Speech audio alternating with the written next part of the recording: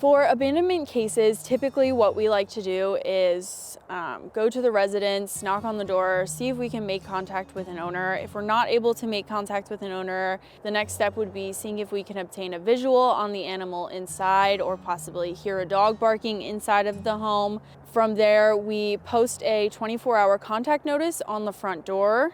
Steps after that usually include trying to contact a landlord or homeowner, somebody who might be able to gain access to the house so we can remove the animals if needed. In situations where that is not the case, typically that contact notice needs to be posted for 72 hours. We will return every day to ensure the animals are still walking around, moving, barking, whatever the case may be. And from there, usually we would need to obtain a warrant before we can go in and remove the animal. She happens to be one of my behavior dogs from before I was in the Department of Animal Protection. It was pretty hard to see her in the condition that she was. She was pretty emaciated, pretty scared. Did not remember me at first, but once he got back to the shelter, she started to give me wags and wiggles, and we're back together like we didn't miss a beat.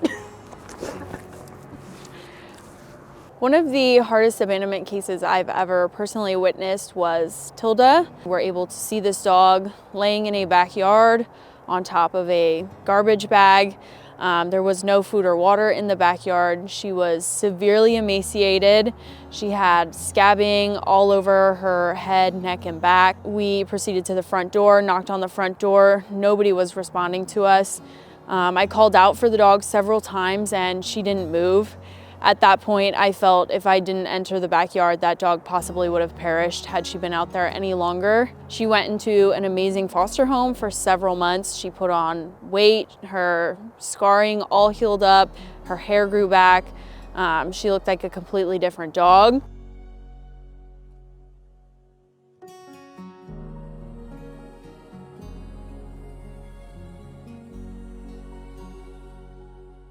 We really love to see those full recovery cases and animals that, despite the hand that they were dealt, absolutely love people and recover and end up in amazing homes and thriving for the rest of their days.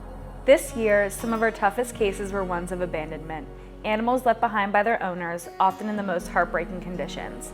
These animals, emaciated, injured, and deeply isolated, can become some of our longest-term residents, with their recovery taking time, patience, and immense care.